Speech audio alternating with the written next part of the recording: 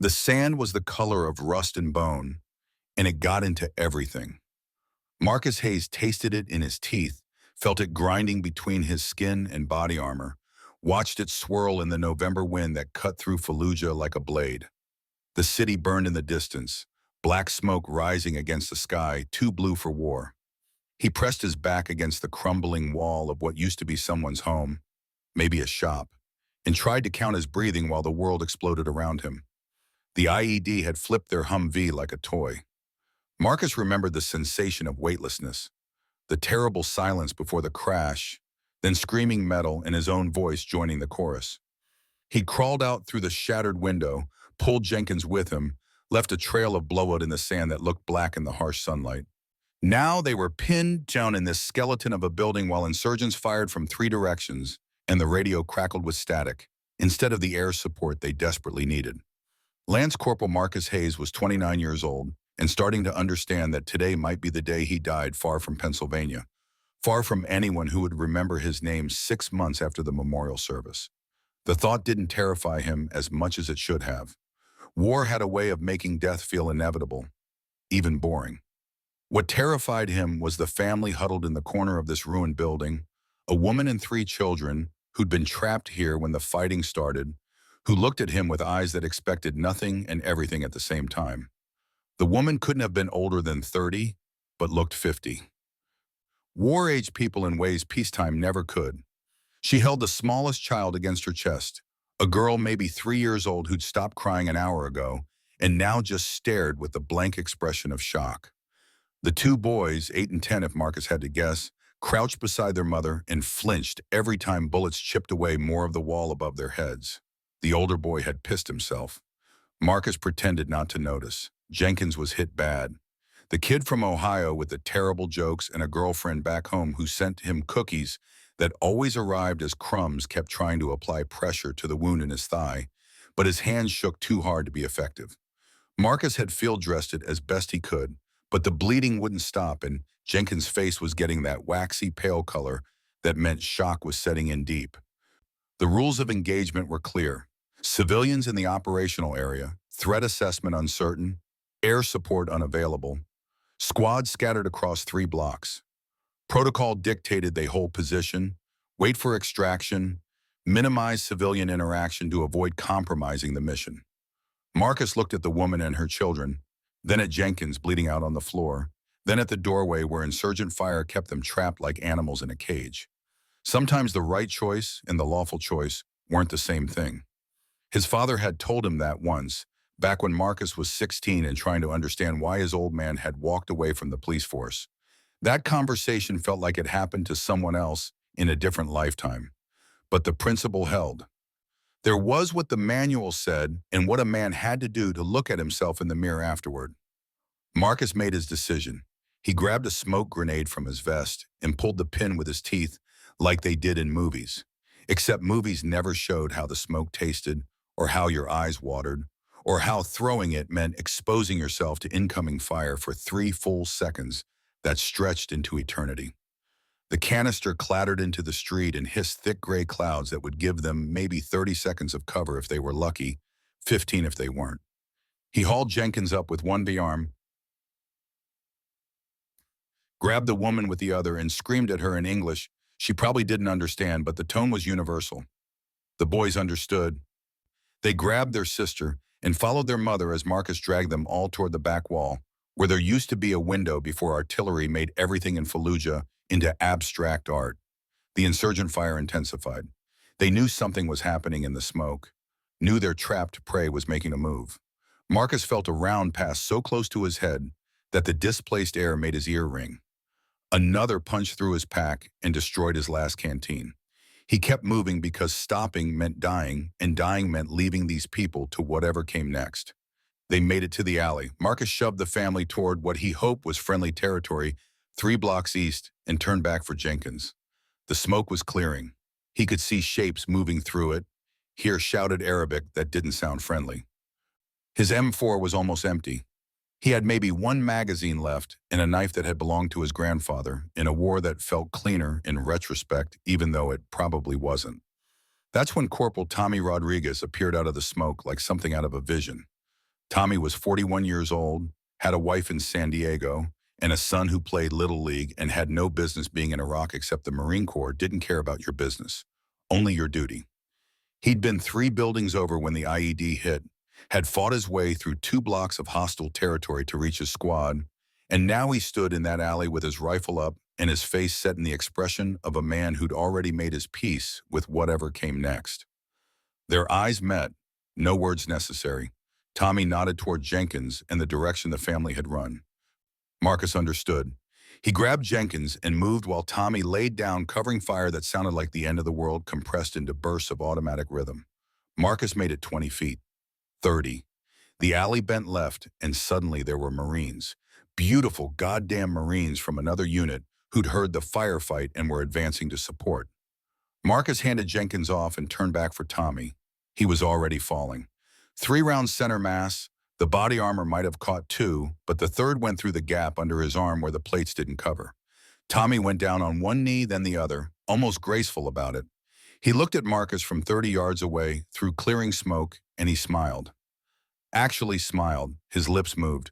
Marcus couldn't hear the words over the gunfire, but he could read them easy enough. "You owe me a beer, Stone." That's what the squad called him, Stone, because nothing rattled him, nothing broke him. He just absorbed everything and kept moving forward. Tommy had given him that nickname after Marcus walked through a minefield to recover a fallen Marine's body for transport home. The name stuck. Except now, Tommy was bleeding out in a Fallujah alley, and Marcus was screaming his name and trying to reach him, but the Marines were holding him back, and the insurgents were closing in, and Tommy just kept smiling that sad smile like he already knew how this ended. The medevac helicopter took Tommy Rodriguez away from Fallujah. He died somewhere over the desert before they could get him to the field hospital. 37 minutes after he took those bullets meant for Marcus Hayes.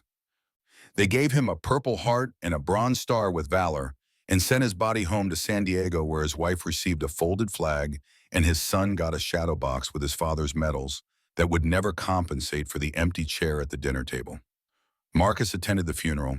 He met Tommy's wife, Elena, and shook her hand and couldn't think of anything to say that didn't sound hollow.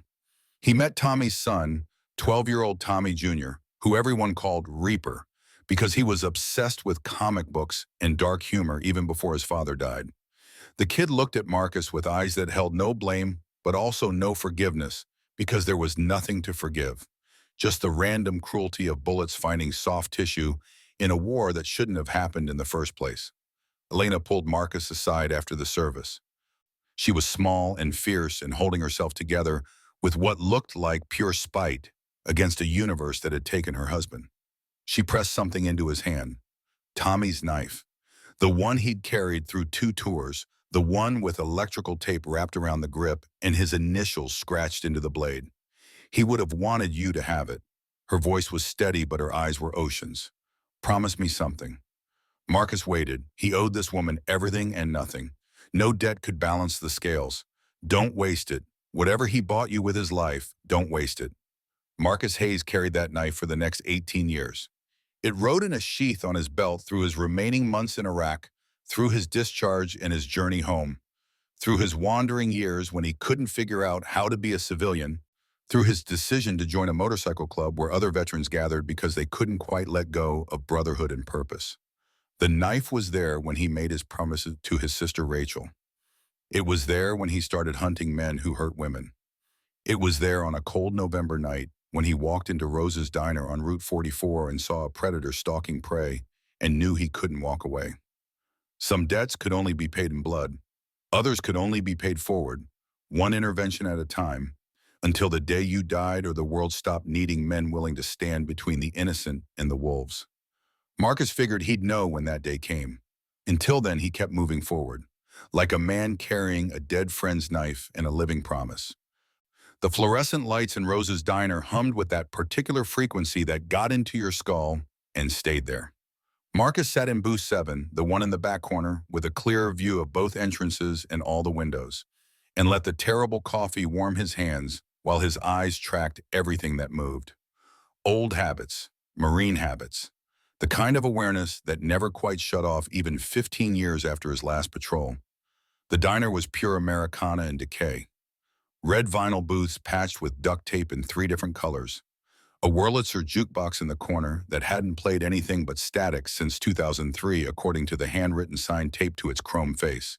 Black and white checkered floor tiles, half of them cracked or missing, replaced with whatever the owner could find at the hardware store.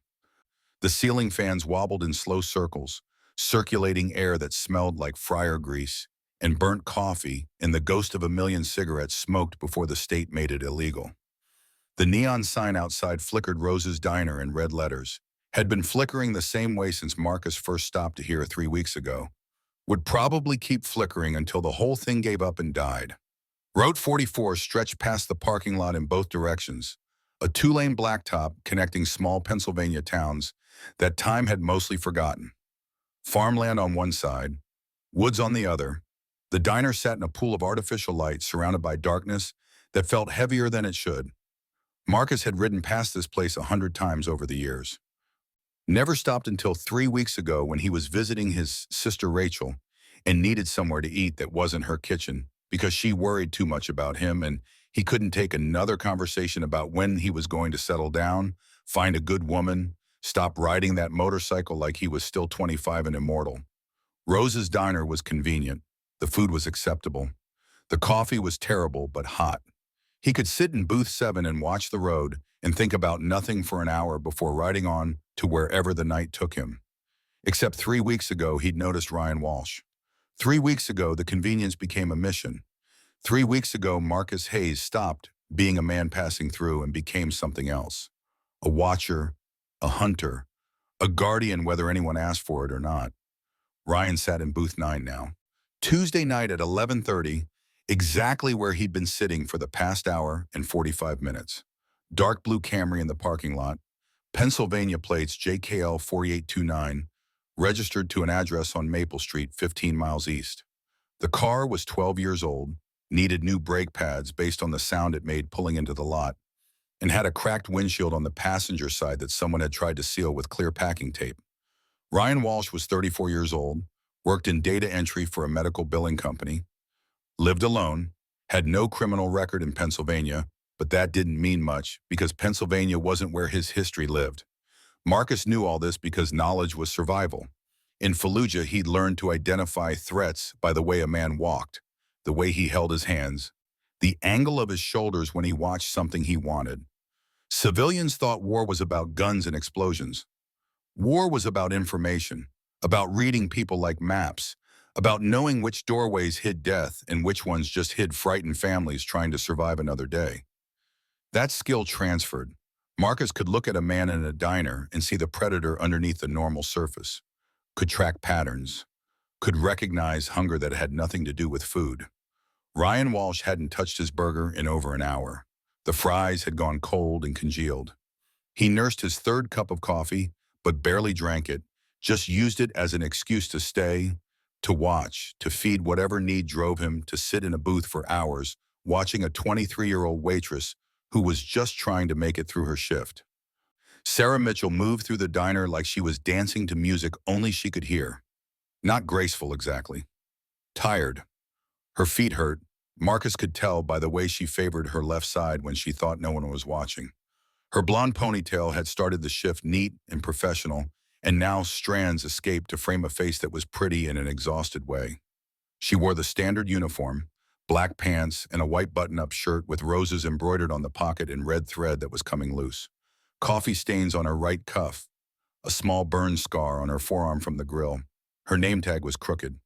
She smiled at the elderly couple in booth 2 when she refilled their coffee. Real smile, not the customer service mask most waitresses wore. She asked about their grandson's baseball game. Remembered he played shortstop. Remembered his name was Danny. The old man's face lit up, talking about a kid's little league career, and Marcus watched Sarah listen like it mattered, like she actually gave a damn about this stranger's family, in a way that made the old man sit a little straighter, made his wife reach across the table and squeeze his hand. That kindness was going to get her killed if someone didn't intervene. Marcus had seen it before. Predators like Ryan Walsh didn't pick the mean ones, the hard ones, the women who walked through the world with armor up. They picked the kind ones, the ones who smiled and remembered names and made people feel seen. The ones who were raised to be polite, to give second chances, to assume good intentions. The ones who wouldn't trust their own instincts, screaming danger until it was too late. Sarah approached Marcus's booth. She held the coffee pot in her left hand, her right hand free, always keeping one hand free to catch herself if she stumbled, to grab something if a customer got aggressive. Small survival habits she probably didn't even realize she'd developed. Her eyes were brown. They looked tired but alive, still fighting. Anything else, hun? Her voice was smoother than the situation deserved. A waitress voice, friendly but not familiar. The Han was automatic, Southern training from a mother who'd probably taught her that hospitality was a virtue. I'm good. Thank you, ma'am. Marcus kept his voice level, polite. He'd learned over the years that his size in the leather vest made people nervous. Hell's Angels patches, Death's Head insignia, the whole outlaw image that most civilians only knew from movies and news reports about gang violence. Adding courtesy helped. Yes, ma'am. No, ma'am. Please and thank you. His mother had beaten manners into him before the Marine Corps reinforced them. Show respect until someone proves they don't deserve it. Then show them what happens when respect runs out. Sarah smiled at him. Just a small professional smile, but it reached her eyes. She'd decided at some point that he wasn't a threat despite the leather and the patches and the knife on his belt, that she definitely noticed even if she didn't say anything. Marcus wondered what that said about her judgment. Wondered if she'd smile at Ryan Walsh the same way if he ever worked up the courage to actually talk to her instead of just watching from across the diner like a spider studying a moth. She moved on to the truck driver at the counter. Big guy, probably hauling freight between Pittsburgh and Harrisburg, stopping for coffee and whatever passed for pie in this place. He had his headphones in, bobbing his head to music Marcus couldn't hear, oblivious to everything except his phone and his caffeine. Wouldn't be any help if things went wrong. The elderly couple was packing up to leave, putting cash on the table, and counting out exact change the way old people did. Like every dollar mattered because it probably did. That left Marcus and Ryan Walsh and Sarah Mitchell and Miguel somewhere in the kitchen, judging by the clatter of pans and the smell of food that was more grease than nutrition. 4 people and the weight of something inevitable building in the air like pressure before a thunderstorm. Ryan's leg bounced under the table. Nervous energy or anticipation, hard to tell. He checked his phone, typed something, deleted it, typed again. His eyes never left Sarah for more than a few seconds. When she bent to wipe down booth 4, his whole body tensed. When she laughed at something, the truck driver said his jaw clenched. When she disappeared into the kitchen, his hand reached for his coffee cup, then stopped halfway, like he'd forgotten what he was reaching for. Marcus had seen that before too. In Iraq, watching insurgents watch convoys, waiting for the right moment to trigger the IED. That same focused intensity, that same barely contained need to act. Ryan Walsh was winding tighter with every passing minute, and Marcus knew from experience that when men wound this tight, they eventually snapped. The only question was timing. The parking lot outside held 5 vehicles. The elderly couple's Buick, ancient and pristine, the truck driver's semi idling in the far corner. Marcus's Harley parked close to the entrance where he could reach it fast. Sarah's bus stop was 100 yards up Route 44, visible from where Marcus sat, a concrete bench under a streetlight that flickered worse than the neon sign. And Ryan's Camry, dark blue, engine running, parked directly in front of the bus stop like a statement, like a promise, like he'd stopped pretending this was coincidence. 3 weeks Marcus had been watching this play out. 3 weeks of the same pattern repeating with minor variations. Ryan showing up whenever Sarah worked, staying until her shift ended, following her to the bus stop, tailing the bus for 2 or 3 stops before peeling off, learning her routine, mapping her vulnerabilities, working up to whatever came next. Tonight felt different. Tonight the pretense had dropped. Tonight Ryan's car sat blocking the bus stop and his leg bounced under the table and his eyes held something harder than obsession, something closer to decision. Tonight was the night it escalated. Marcus could feel it in his bones the way he used to feel ambushes before they happened. That sixth sense developed through repetition and survival that told him violence was coming, and the only question was whether he'd be fast enough to stop it. The elderly couple left. The bell above the door chimed when they pushed through into the November cold. Their Buick started with a wheeze and pulled onto Route 44 heading east, taillights disappearing into darkness. The truck driver stood up, threw cash on the counter, nodded at Sarah, and walked out without removing his headphones. His semi rumbled to life, air brakes hissing, and then he was gone too, heading west with a load of whatever toward a destination that didn't matter. Now it was just the three of them. Sarah in the space between the kitchen and the dining room. Ryan in booth 9, finally looking up from his phone, his eyes tracking her every movement. Marcus in booth 7, coffee getting cold, his hand resting near the knife on his belt, not because he planned to use it, but because having it close felt right. Sarah disappeared into the kitchen, probably telling Miguel to start closing down. The clock on the wall above the cash register read 11:45, 15 minutes until midnight, 15 minutes until her shift ended, and she had to walk out that door, past Ryan's car, toward the bus stop that he'd claimed. 15 minutes to decide what kind of man Marcus Hayes was going to be tonight. He pulled out his phone and sent 2 text messages. Short, direct, the kind of communication that didn't need an explanation. Need you, Rose's Diner, Route 44, now. The response came within seconds from a contact labeled Reaper, 15 minutes. Marcus sent the second message to a contact labeled Wrench. Situation, Roses. The response was even faster. On my way, brothers, the kind you called at midnight when someone needed help and they didn't ask questions, didn't need explanations, just moved because the code was simple and brotherhood meant showing up. Marcus put his phone away and went back to watching Ryan Walsh watch the kitchen door and wait for Sarah Mitchell to reappear. 3 weeks earlier, Marcus had been riding Route 44 heading to Rachel's house for what was supposed to be a quick visit. She'd called him Tuesday afternoon, her voice tight with something she wouldn't name over the phone, just asked if he could come stay a few days.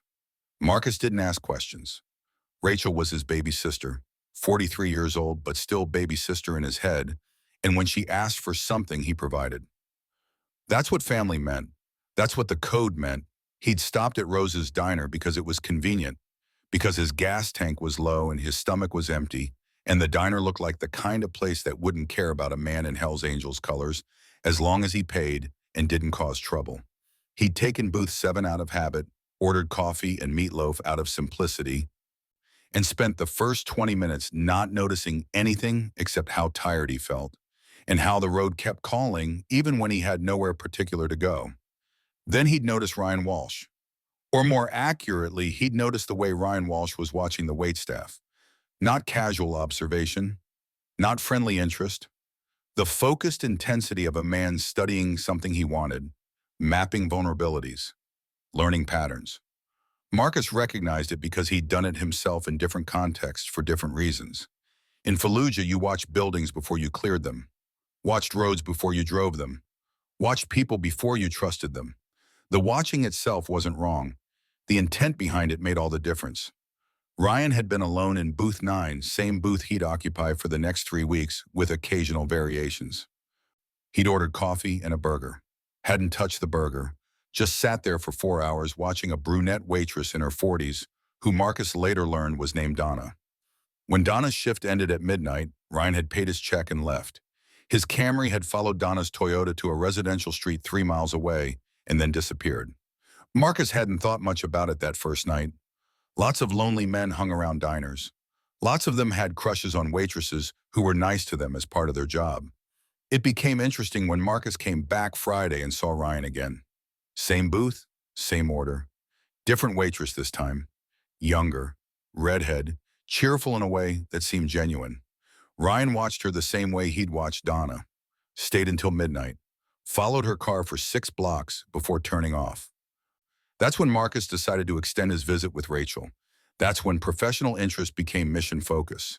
That's when he started gathering information the way the Marine Corps had taught him and the motorcycle club had reinforced. License plate numbers, facial recognition through public databases. Credit card records weren't accessible, but social media was. And Ryan Walsh had a Facebook page he'd stopped updating 2 years ago, but the old post told stories. Locations in Albany, Photos at Portland coffee shops, check-ins in Seattle, always moving, always alone, always posting vague philosophical garbage about nice guys and women who didn't appreciate good men and how the world was unfair to genuine people. Marcus ran the pattern through Rachel's network.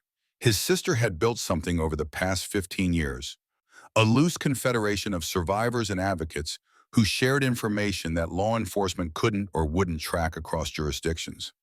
Women who'd been stalked, assaulted, harassed, men who'd served time for domestic violence and gotten out and moved states and started fresh because the system treated each case as isolated instead of seeing the pattern. The network saw patterns. The network connected dots. The network had flagged Ryan Walsh 3 days after Marcus submitted his name. Amanda Torres in Albany. Restraining Order 2019. Ryan Walsh had asked her out after meeting her at a coffee shop where she worked. She'd said no politely. He'd shown up at that coffee shop every day for 2 months, sent flowers to her apartment, called her cell phone 47 times in 1 week. Amanda had filed for a restraining order. Ryan had complied, then moved to Portland, Jennifer Park in Portland. Stalking charges 2021. Ryan had fixated on her after she served him at a bookstore cafe, followed her for 4 months, showed up at her work, her gym, her best friend's apartment. Jennifer had filed charges. Ryan's lawyer had contacted Jennifer's lawyer with a message about making her life difficult if she pursued prosecution. Jennifer had dropped the charges. Ryan had moved to Seattle. Emma Rodriguez in Seattle. No official record because she never filed. Just moved states instead. Changed her name. Started over.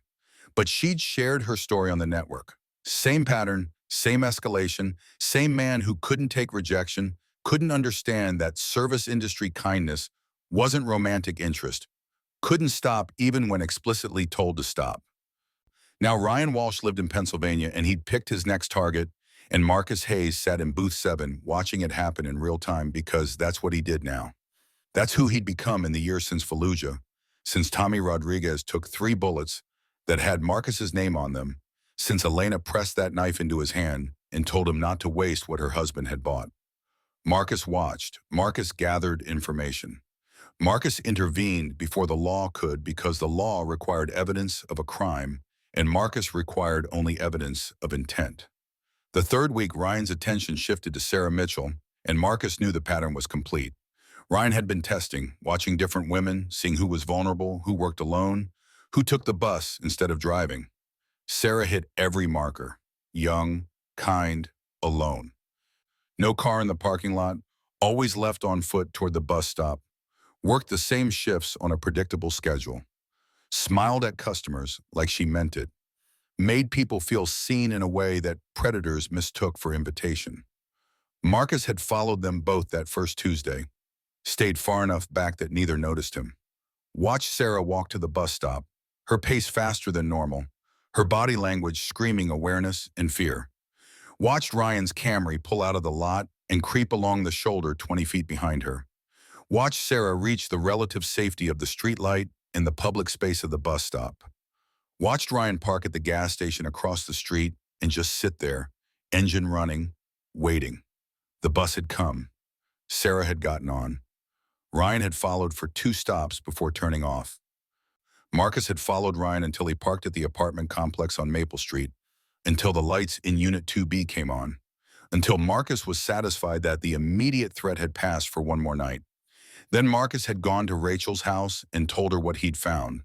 Told her about Ryan Walsh and the pattern and the way Sarah Mitchell reminded him of Rachel at 23, before Connor Blake broke into her apartment, before the attack that left scars on her arm and trauma in her head that took a decade to process.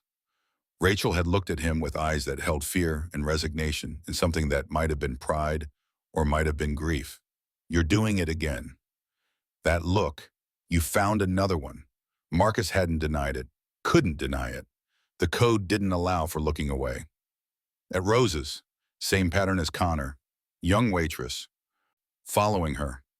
Rachel had set down her coffee mug, the one Marcus had given her for Christmas 3 years ago, the one that said world's best teacher in letters a 1st grader had painted. Marcus, you can't save everyone. You can't be that truck driver for every woman. The truck driver, Jake Morrison. The name Rachel knew, the name on the police report that turned out to be fake, or at least untraceable. The stranger who'd kicked in Rachel's door 18 years ago when Connor Blake was standing over her bed with a knife. The man who'd pulled Connor off her and held him until police arrived and then disappeared before anyone could thank him properly. The man Marcus had spent 5 years trying to find, tracking dead-end leads and wrong addresses and disconnected phone numbers. The ghost who'd saved his sister's life and vanished like smoke. Why not? Marcus had asked Rachel that night, the question rhetorical because he already knew her answer and she knew he'd keep doing this regardless. He was for you. Rachel hadn't argued. She'd just pulled up the network database on her laptop and added Sarah Mitchell's information to the watch list, added Rose's diner to the locations being monitored, added a note that Marcus Hayes was on site and assessing threat level. The network would spread the word. If Ryan Walsh escalated, if he made a move, if Sarah needed help beyond what Marcus could provide alone, the brothers would know. The network would activate. The system that law enforcement couldn't create because of jurisdictional limitations and privacy laws and bureaucratic inertia, the survivors had built in shadow and silence. The silent watch, that's what they called it. No website, no public presence, just survivors sharing information and bikers willing to stand between predators and prey. 23 states now, over 400 riders, connected through encrypted messaging and face-to-face meetings and a code that said some debts could only be paid forward. Marcus had spent 3 weeks watching Ryan Walsh watch Sarah Mitchell. 3 weeks gathering evidence that would never hold up in court but painted a picture clear as day for anyone willing to look. 3 weeks waiting for the inevitable moment when watching became action, when Ryan stopped being a creepy customer and became an active threat. Tonight was that moment. Marcus could feel it like he used to feel IEDs before they detonated. That sixth sense developed through survival and pattern recognition. Ryan's car blocking the bus stop. His agitation visible in every nervous gesture. The way his eyes tracked Sarah with ownership instead of interest. Tonight was the night it stopped being surveillance and became confrontation. Sarah emerged from the kitchen carrying 2 plates, probably the last order of the night. She served them to a couple Marcus hadn't noticed come in, young and tired looking, holding hands across the table like they were anchor points for each other. Sarah smiled at them, asked if they needed anything else. The woman shook her head. The man said they were good. Sarah left the check face down and moved on to start her closing duties. She wiped down empty tables, refilled salt shakers, checked the coffee machine. Small tasks that kept her moving, kept her from thinking too hard about what came when midnight hit, and she had to walk out that door. Marcus saw it in her body language. The way she slowed down near the end of each task, reluctant to finish, reluctant to move on to the next thing because finishing meant getting closer to 12 o'clock in the parking lot and Ryan Walsh's Camry sitting there like a promise she didn't want kept. The young couple ate quickly and left. The bell chimed, their car started, taillights disappeared. Now it really was just the 3 of them, plus Miguel in the kitchen, and Marcus knew with absolute certainty that when Sarah walked out that door in less than 10 minutes, Ryan would be waiting, and this would end one of 2 ways. Either Sarah got hurt or Marcus intervened. No third option, no middle ground. Just the choice between action and regret. He thought about Tommy Rodriguez bleeding out in a Fallujah alley. Thought about the family Marcus had saved because Tommy bought him the time to get them out. Thought about Elena pressing that knife into his hand and telling him not to waste what her husband's life had purchased. Thought about Rachel's scars and the truck driver who'd saved her and the promise Marcus had made to become that truck driver for anyone who needed it. The clock above the register showed 11:52, 8 minutes to midnight. Sarah disappeared into the kitchen one more time. Miguel's voice carried out, saying something in Spanish Marcus didn't catch. Sarah laughed, but it sounded forced. She reappeared with her coat, a thin denim jacket that wouldn't do much against November cold.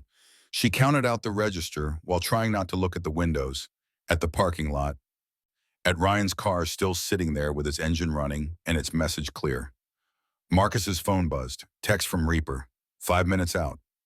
Marcus typed back without looking away from Sarah. Park around back, wait for my signal. Another buzz, wrench this time. 3 minutes. Marcus sent the same reply. The brothers were coming. The cavalry was almost here. But 3 minutes might be too long if Ryan moved fast. 3 minutes was an eternity in combat time, in the space between safety and violence. Marcus had to assume he'd be alone for those 3 minutes.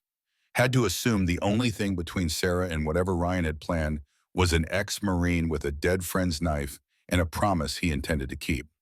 Sarah finished with the register. She put on her jacket. She looked at the clock, and Marcus saw her shoulders rise and fall, saw her taking a breath to steady herself, saw her making the decision to walk out that door, because what choice did she have? Stay in the diner forever? Call the police who'd already told her they couldn't help? Ask Miguel to walk her out when he had his own family to get home to, and midnight was already late? She looked around the dining room, looked at Ryan in booth 9, his eyes on her, unwavering.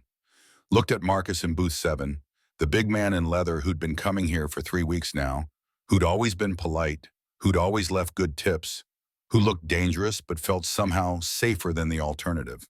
Their eyes met. Marcus saw the calculation happening behind hers, saw her weighing options, saw her making a choice that probably terrified her but felt necessary. She walked toward booth 7. Her hands trembled. She carried the coffee pot even though Marcus's cup was still full, needed the prop, needed an excuse to approach him. She got close enough that he could smell her perfume under the diner grease and coffee smell. Something floral, something cheap but trying to be nice. Something a 23-year-old working 2 jobs and going to community college could afford. When she leaned down, her voice came out barely above a whisper, broken and desperate and brave in a way that made Marcus think of civilians in Fallujah who'd had to trust Marines they didn't know because the alternative was death. "I'm sorry to bother you, sir. That man over there," she didn't point, but her eyes flicked toward Ryan. "He's been following me. For weeks, he waits for me, follows my bus. I went to the police, but they said there's nothing they can do unless he threatens me or touches me. I don't know what else to do. I'm scared. Please." Marcus looked at her, really looked at her, saw the fear, saw the exhaustion, saw the way her whole life had shrunk down to this moment, this diner, this desperate plea to a stranger who might be dangerous himself but at least seemed human. He saw Rachel at 23, saw every woman the network had tried to help, saw the face of the Iraqi mother whose children he'd saved because Tommy bought him 30 seconds with 3 bullets. He didn't respond with words immediately. Words could wait. First, he needed to understand the full situation. He shifted his gaze past Sarah to Ryan in booth 9, made eye contact, held it. Let Ryan see that someone was watching him now, that Sarah wasn't alone anymore, that the game had changed. Ryan smiled, actually smiled, confident and smug, like he thought this was just some white knight trying to impress a girl, like he thought Marcus would talk tough and then leave when the situation got complicated. Ryan had no idea who he was dealing with, had no idea that Marcus Hayes had learned threat assessment in a war zone, had learned intervention from men who died protecting others, had learned that sometimes the right choice and the lawful choice weren't the same thing, and a man had to pick one and live with the consequences. Marcus turned back to Sarah, kept his voice low and steady, the voice he'd used giving orders to Marines who needed to know someone was in control even when everything was falling apart. "What's your name, ma'am?" "Sarah. Sarah Mitchell. I need you to go to the kitchen. Tell Miguel to lock the back door. Stay there until I come get you. Can you do that?" She nodded, couldn't seem to speak anymore. The fear had her throat locked up tight. She turned and walked toward the kitchen, her steps faster than normal, almost running. The door swung shut behind her. Marcus heard the bolt slide home. Good. She was behind a locked door with another person. She was as safe as he could make her right now. Marcus pulled out his phone and sent the final text. "Inside. 2 threats. Hold position outside until I clear or call." Reaper responded immediately. "Copy. In position." Wrench sent a thumbs up emoji. The brothers were here, 30 seconds away if Marcus needed them, but he wanted to try this alone first. Wanted to give Ryan Walsh one chance to make the right choice before it became a situation requiring multiple bikers and the kind of attention that brought police and questions and complications. Marcus set down his fork. Slow, deliberate. Every movement calculated to communicate that something was changing, that the dynamic had shifted, That whatever Ryan thought this night would be, he'd been wrong. Marcus slid out of booth 7 and stood to his full height, 6'3" of muscle and purpose and absolute certainty. The leather vest with its patches caught the fluorescent light. Hell's Angel's death's head, various pins and insignia that told stories to anyone who knew how to read them. Marcus had stopped caring years ago what people thought when they saw him. If they were scared, good. Fear kept people polite. If they weren't scared, they were either stupid or dangerous, and both types needed handling. Ryan's smile faltered, just for a second, just long enough that Marcus saw the crack in his confidence, saw the moment when Ryan realized that maybe this wasn't going to play out the way he'd imagined. But he held on to the smile, forced it wider, tried to look amused instead of nervous. Marcus walked across the diner. His boots made no sound on the checkered tile. Old training, you learn to move quiet in combat zones because loud got you killed. The distance between booth 7 and booth 9 was maybe 30 feet. It felt longer. It always felt longer when you were walking toward confrontation, when every step committed you further to a course of action that couldn't be undone. He reached booth 9. Ryan looked up at him, his smile still in place, but his eyes showing something harder now. Calculation. Trying to figure out if this stranger in leather was really going to cause problems over some waitress he didn't even know. Marcus didn't ask permission, didn't wait for invitation. He simply sat down across from Ryan Walsh, settling into the vinyl seat with the kind of calm that comes before violence. The air in the diner changed. The fluorescent hum seemed louder. The ticking clock above the register marked seconds that felt heavy with potential. Neither man spoke for a long moment. Marcus just looked at him, studied him the way you'd study an insect under glass. Ryan held his gaze for maybe 10 seconds before his eyes started to drift, before the confidence started to crack, before he realized that whatever game he thought he was playing, this man across from him was playing something different entirely. Finally, Marcus spoke. His voice was low and even, barely above conversational tone, but it carried the weight of absolute certainty. You've been coming here 3 weeks. Every night she works. Ryan's smile widened, but it didn't reach his eyes anymore. He shrugged. Casual, like they were discussing the weather. I like the coffee. It's a free country. I can eat where I want. Marcus didn't blink, didn't move. You follow her to the bus stop. You wait in your car. You drive behind the bus. That's not about coffee. The smile cracked. Ryan leaned back, trying to create distance, trying to reclaim some sense of control. I don't know what you're talking about, and I don't know who you think you are, but you can't just sit down and accuse me of, I'm not accusing you. Marcus interrupted, his voice still quiet but carrying an edge now, like steel wrapped in silk. I'm telling you what you've done, what you're doing, and what you're planning to do tonight. He gestured toward the window, toward the parking lot, toward Ryan's dark blue Camry parked directly at the bus stop. Impossible to miss, abandoning all pretense. You moved your car, front and center. You want her to see it, want her to know she can't get away. That's escalation, Ryan. Ryan's face went pale. Not because of what Marcus said, but because of how he said it. The name. Marcus had used his name, and the color drained from Ryan Walsh's face as he realized that this stranger somehow knew things he shouldn't know, things that weren't public, things that meant this night was going to end very differently than he'd planned. Ryan's hand moved to his phone, fingers closing around it like a drowning man grabbing driftwood. I never told you Marcus leaned forward just slightly and the booth seemed to shrink. Ryan Walsh, 34 years old, dark blue Camry, license plate JKL 4829. You've been here every Tuesday, Friday, Saturday for 3 weeks, always watching her. Last Tuesday, you followed her to the bus stop, followed the bus for 2 stops before turning off Highland Street.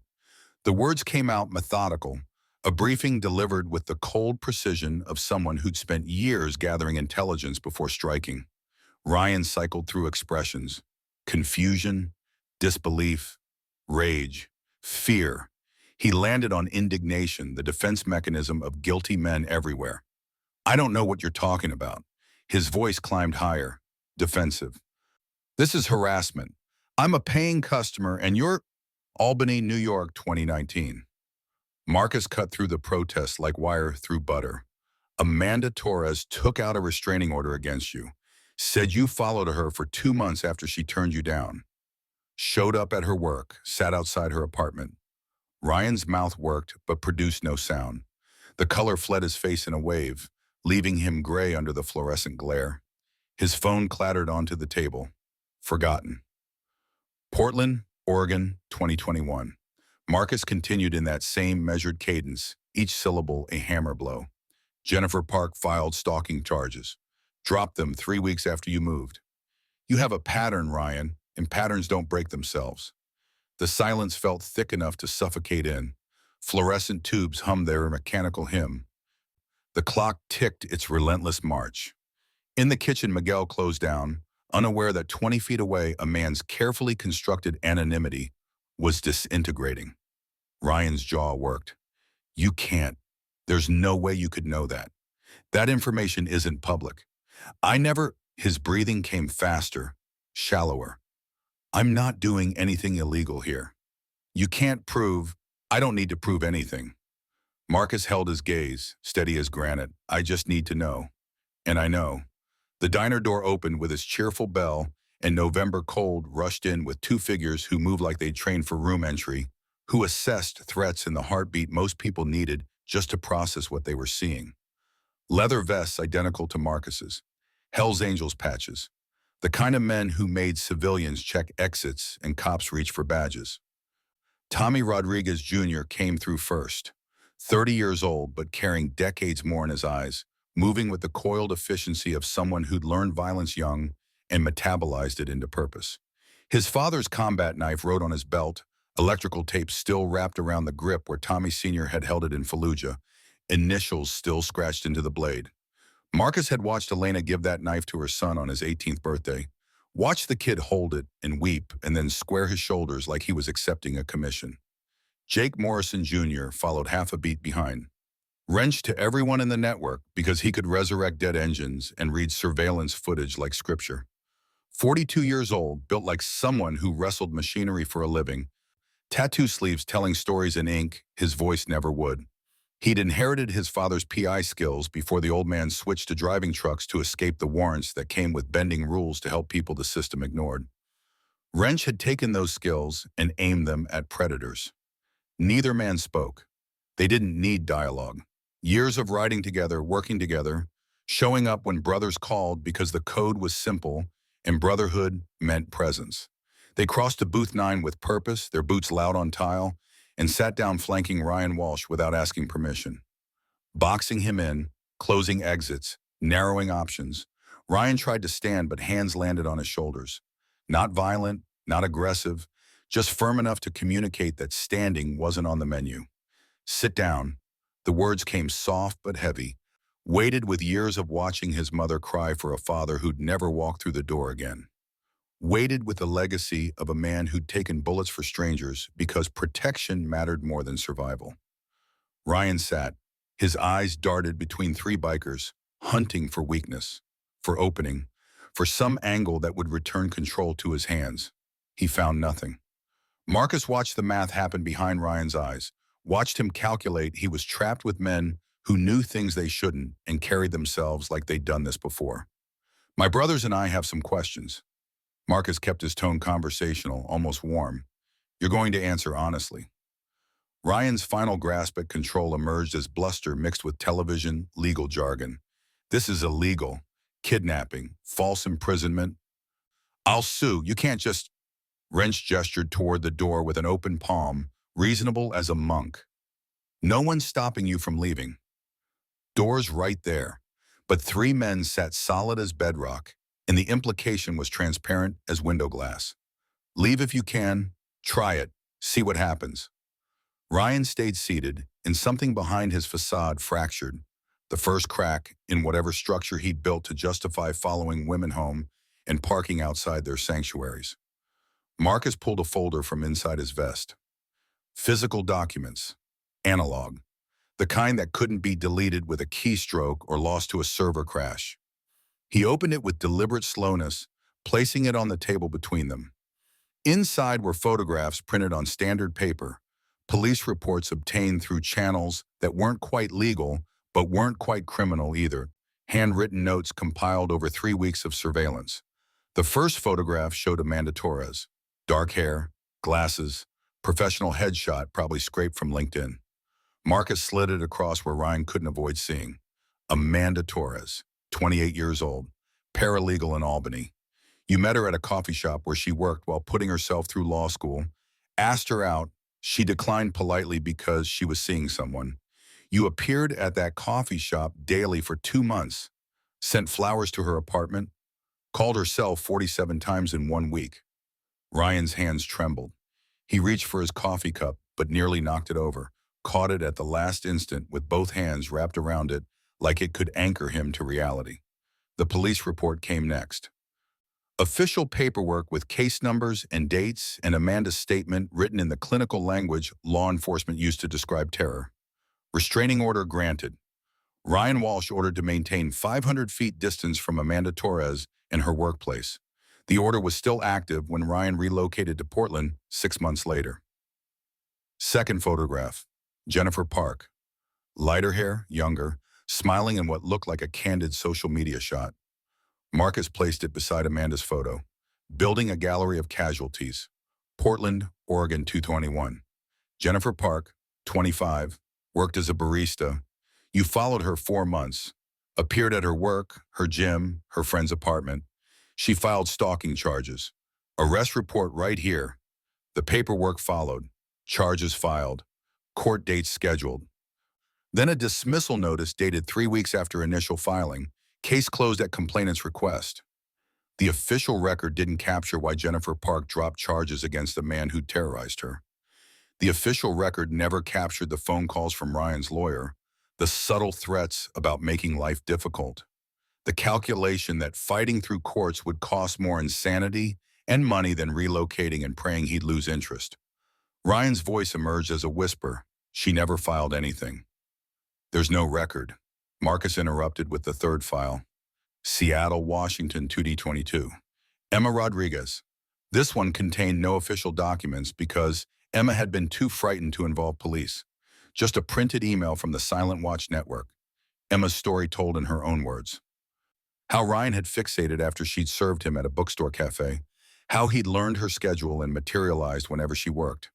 How he'd followed her home one night and she'd spotted him sitting in his car outside her building. How she'd moved states and changed her name rather than file because she knew how these situations played out. Knew restraining orders were paper. Knew the system protected predators more effectively than victims. 3 women in 3 states over 4 years. Marcus closed the folder but left it on the table like evidence at trial. 3 women who had to rebuild their lives because you couldn't handle rejection. And now you're here, Pennsylvania, 6 weeks in your new apartment, 3 weeks watching Sarah Mitchell, building up to whatever comes next. How did you, Ryan's words tumbled out desperate and confused. How could you possibly? Wrench spoke for the first time, his voice rougher than Marcus's, carrying the rasp of someone who'd inhaled too many exhaust fumes and cigarettes. My old man was a PI before he drove trucks. Taught me the trade. When Stone asked me to look into you, took me 3 days to find the pattern. My sister runs a network. Reaper leaned back casual but coiled, a spring waiting for release. Survivors of stalking, assault, domestic violence. They share information across state lines. Cops don't talk to each other. We do. The Silent Watch. Marcus let the name hang suspended. Let Ryan understand this wasn't 3 random bikers harassing a customer. This was organized, coordinated. A shadow infrastructure tracking predators the way law enforcement should but couldn't because of jurisdiction and bureaucracy and privacy laws that shielded stalkers better than their targets. You moved here 6 weeks ago. Apartment on Maple Street, Unit 2B. We've been watching since day 1, waiting to see who you'd pick. Ryan's face had gone from pale to ash. His hands lay flat on the table now.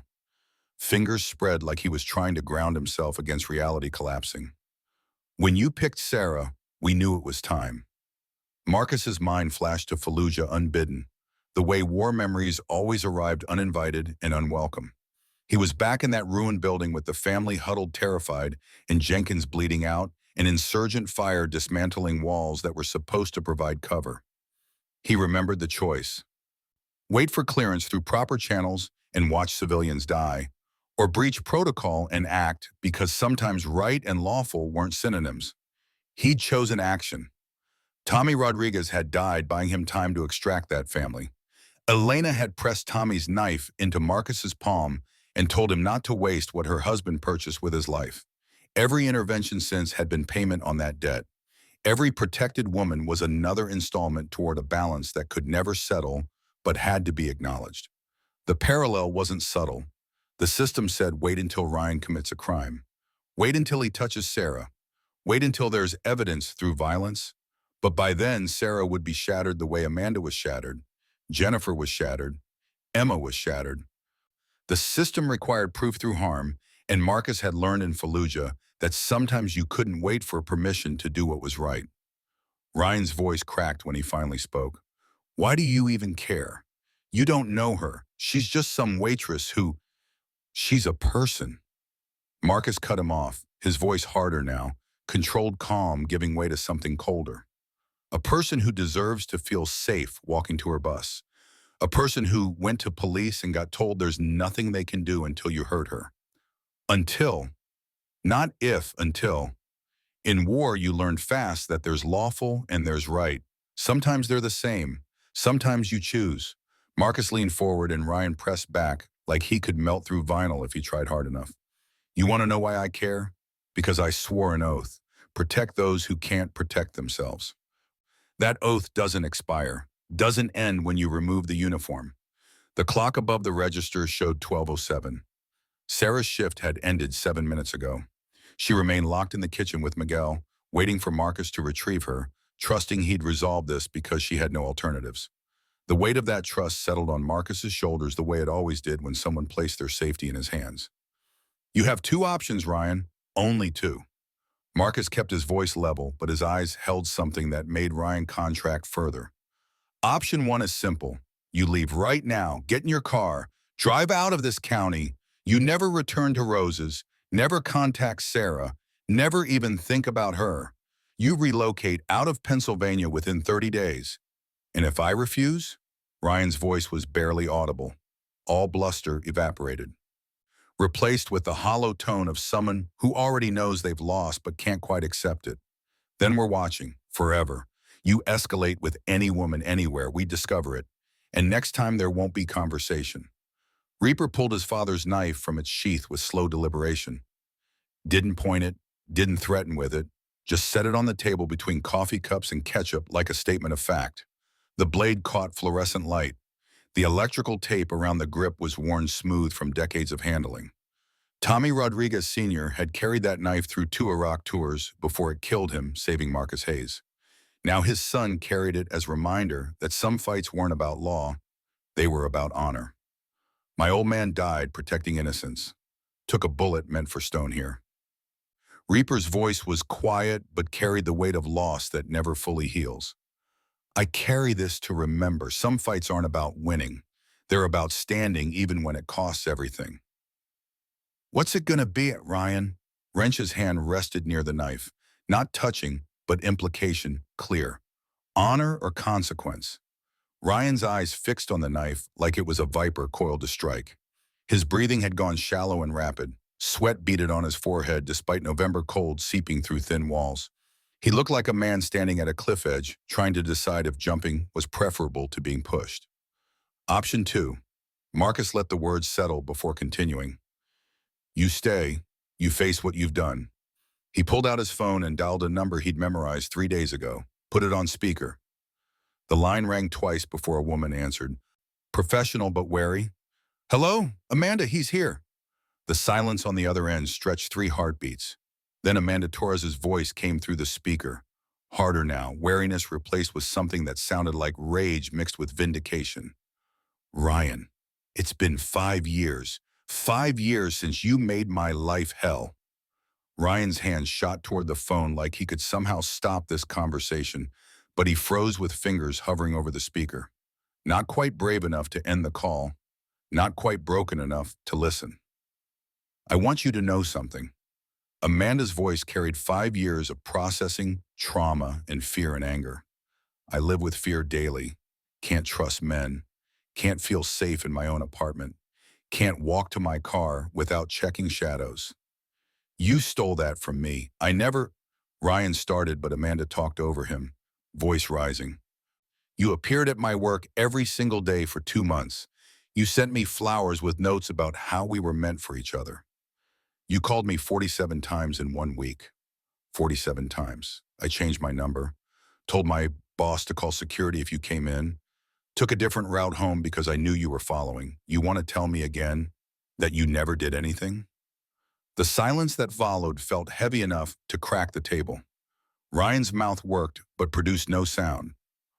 All his rationalizations, all his justifications about being a nice guy who just wanted a chance, all the stories he'd constructed about how these women didn't understand his feelings, none of it could withstand Amanda's voice recounting specific facts and specific harm. Marcus watched Ryan's face crumble. This was the moment. The breaking point where denial couldn't hold back reality. Some men doubled down, got angry, lashed out. Others broke completely. Ryan was breaking. Marcus had witnessed it before in other men. That instant when all defenses collapsed and they had to confront who they had actually become instead of who they'd convinced themselves they were. You're going to turn yourself in. Amanda's voice was steady now, delivering terms like a prosecutor.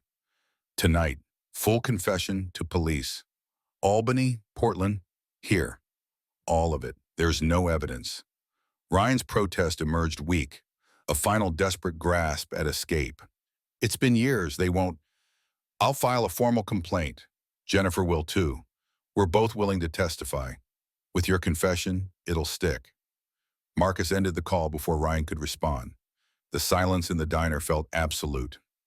Even the fluorescent hum seemed muted. Reaper picked up his father's knife and slid it back into its sheath with deliberate slowness, the scrape of metal against leather loud in the quiet. You confessed to all 3 cases. Marcus laid out terms with precision of someone who'd planned for multiple outcomes and was executing the one causing least harm while achieving maximum justice. Albany, Portland, Seattle, full allocution. You serve your time, maybe 2 to 3 years with good behavior. When you're released, you check in with the network monthly for 5 years.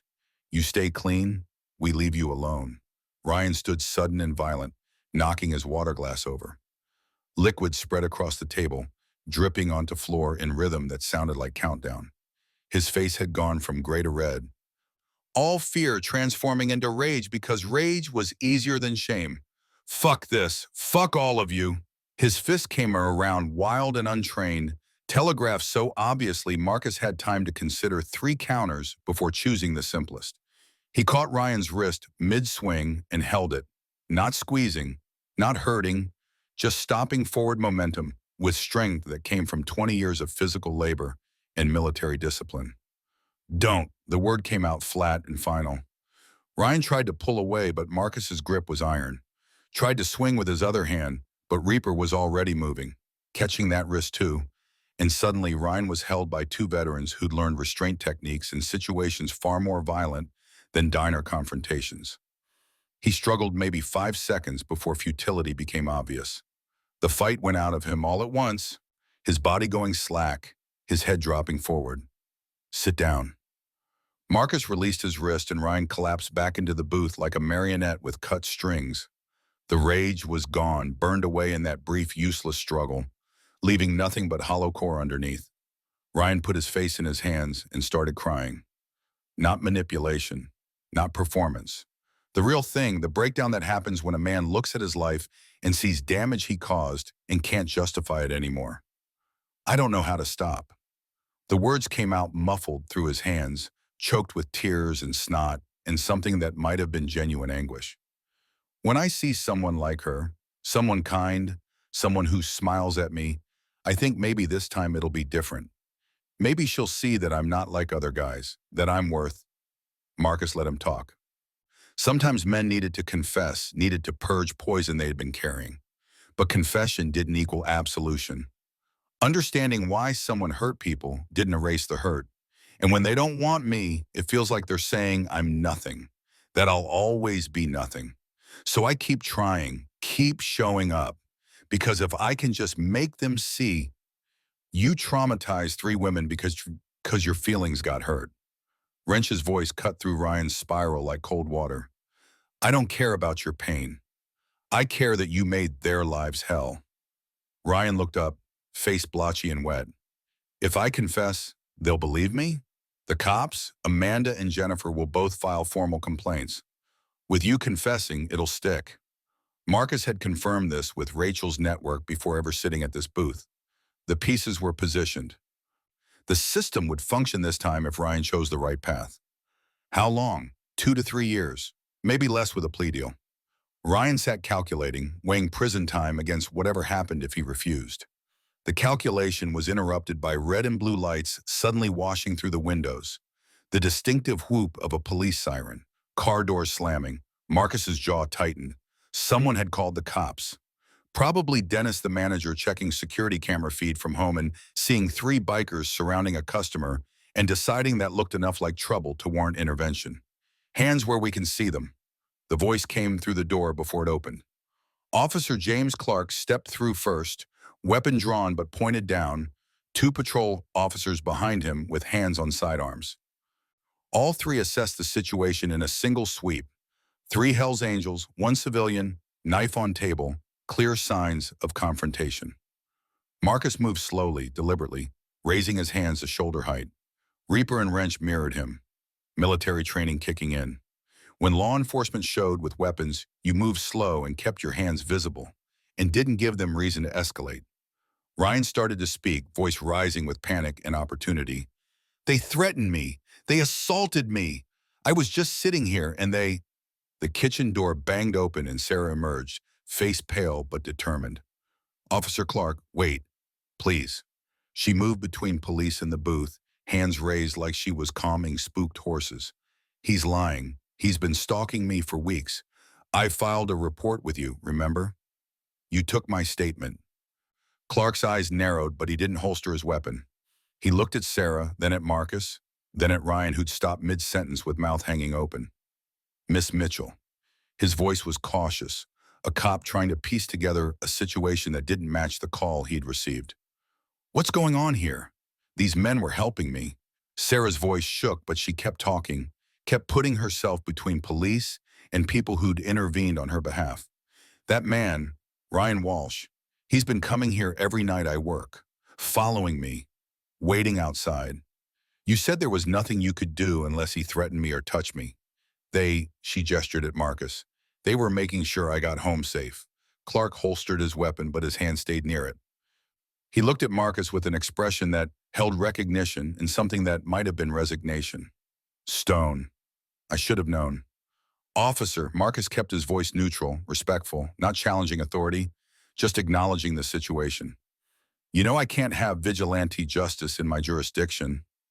Clark's tone was the exhausted frustration of someone caught between law and right, knowing they weren't the same thing. You got 2 choices. Walk away now or I arrest you for intimidation and whatever else I can make stick. The calculation happened fast. Marcus weighed prison against letting Ryan walk against the message it would send to the network if he backed down. Weighed his promise to Tommy's widow against his promise to Rachel, against his own survival. The math came up clear. He'd intervened. Sarah was safe.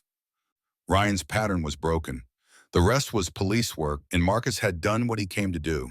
He stood, Reaper and Wrench following his lead. Before leaving, he looked at Clark and spoke clearly enough that everyone in the diner could hear. Clearly enough that it would be on record when Clark wrote his report. Ryan Walsh confessed to 3 cases of stalking across 3 states. Amanda Torres in Albany, 2019. Jennifer Park in Portland, 2021. Emma Rodriguez in Seattle, 2022. They'll file complaints. You do your job with that information, officer. That's all we ask. Clark's expression didn't change, but something shifted behind his eyes. The kind of shift that said he'd heard what wasn't being said, understood the offer being made. The silent watch was handing him a case with evidence and willing witnesses. All he had to do was follow through. Marcus walked toward the door. Sarah stood near the counter, watching him with an expression he couldn't quite read. Gratitude mixed with something else. Fear, maybe, or recognition that the man who'd saved her was also someone capable of violence. That protection and danger sometimes came in the same package. He met her eyes briefly and nodded. She nodded back. No words necessary. The November air hit him like a fist when he stepped outside. Reaper and Wrench flanked him, their boots crunching on gravel as they headed to where their motorcycles waited in shadows behind the diner. Marcus could feel Clark watching them leave, could feel the weight of the decision that cop would have to make about whether to pursue charges or let this slide. That could have gone better. Wrench's voice held dark humor as he straddled his bike. Could have gone worse. Reaper countered, starting his engine, the Harley rumbling to life with that distinctive growl. Marcus said nothing. He mounted his own bike and sat there for a moment in darkness, listening to engines idle, feeling familiar vibration through his bones. Through diner windows, he could see Clark talking to Ryan, see Sarah giving her statement, see the machinery of law enforcement grinding into motion, too late to prevent trauma, but maybe in time to prevent repetition. His phone buzzed. Text from Rachel. Clark called me. Said you intervened. Said it got messy. You okay? Marcus typed back with one hand while his other gripped the handlebar. Fine. Walsh is with the cops now. Sarah's safe. The response came fast. And the next one? Marcus looked at his phone screen for a long moment before responding. Always another one. That's the job. The three bikes pulled out of the parking lot together, heading in different directions, brotherhood dispersing until the next call came. Marcus rode Route 44 east toward Rachel's house, even though it was past 1 in the morning and she'd be asleep. He needed to see her, needed the reminder of why he did this, needed to see that the scars on her arm had faded and the woman who survived was stronger than the girl who'd been attacked. The road was empty this time of night, just Marcus and the broken yellow line and darkness pressing in from both sides. His mind wouldn't let go of Sarah's face when police arrived, that mix of relief and fear. She'd been scared of him even while being grateful to him.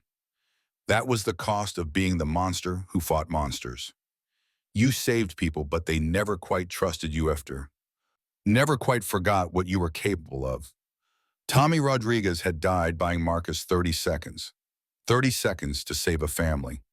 30 seconds that had stretched into 18 years of interventions and confrontations, and nights like tonight when the system failed and someone had to stand in the gap.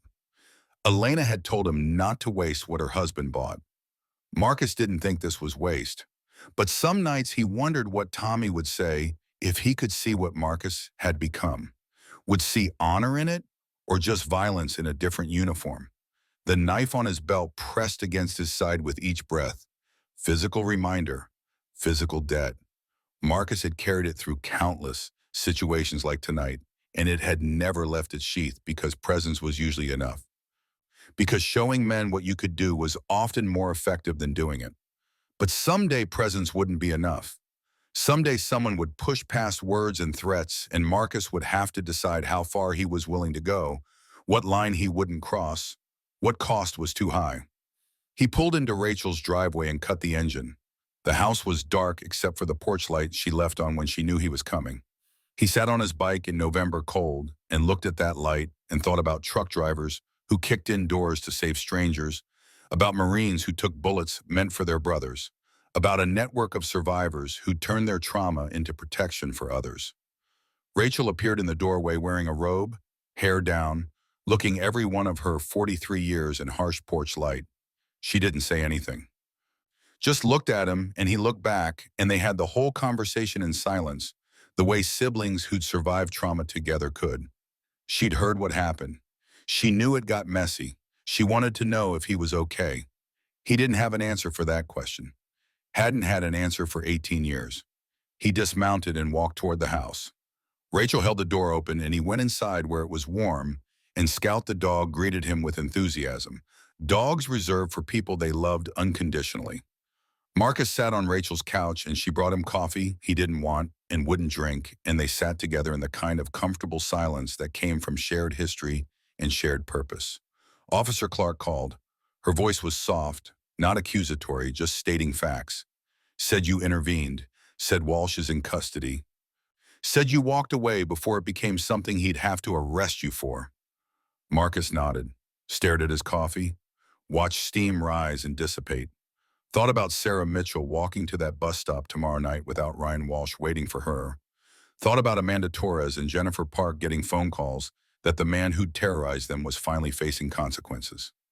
Thought about Emma Rodriguez sleeping easier, knowing he couldn't find her again. You can't save everyone, Marcus. Rachel had said this before, would say it again, knew it wouldn't make a difference. When is enough enough? He looked at his sister and saw the scars on her forearm, faded now but permanent. Saw the price she'd paid for a system that said, wait until violence happens before we intervene. Saw the reason he'd spent 18 years hunting men who hurt women. Never. The word came out flat but carried absolute certainty.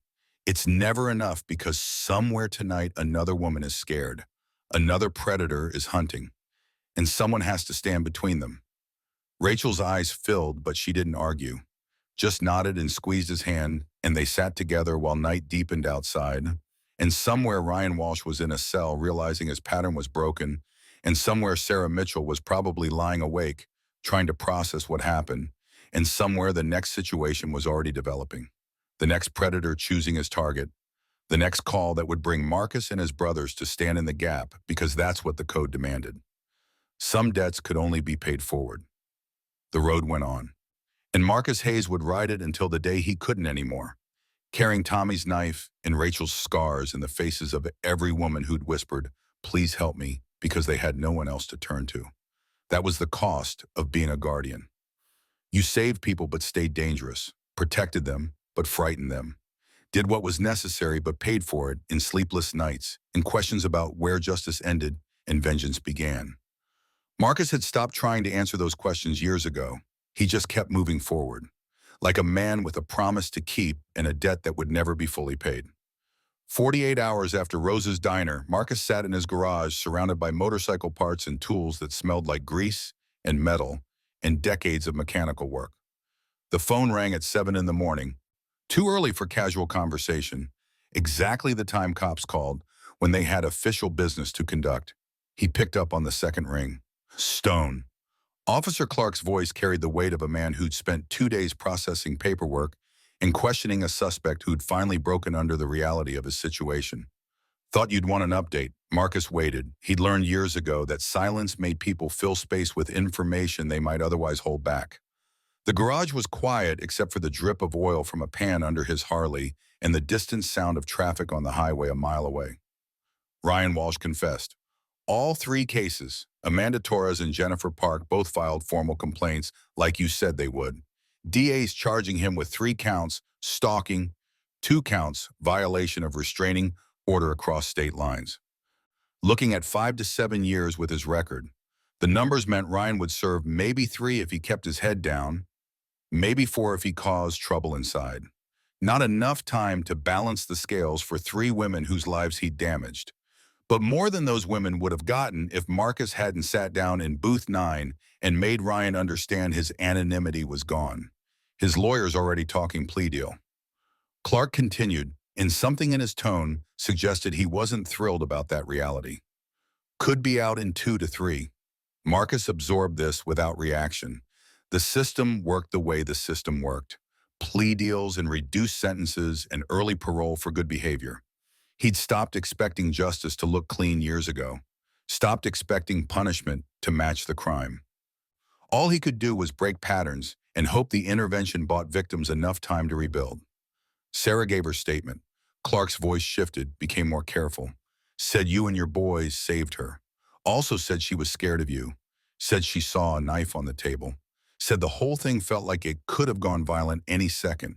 It could have. Marcus didn't see the point in lying about that. Violence was always an option, sometimes the only option, but we didn't need it. Walsh folded, this time. Clark let the words hang heavy. Look, Stone, I know what you do. I know about Rachel. I know about the network. Hell, half the time I'm glad you're out there because you catch things we can't touch until it's too late.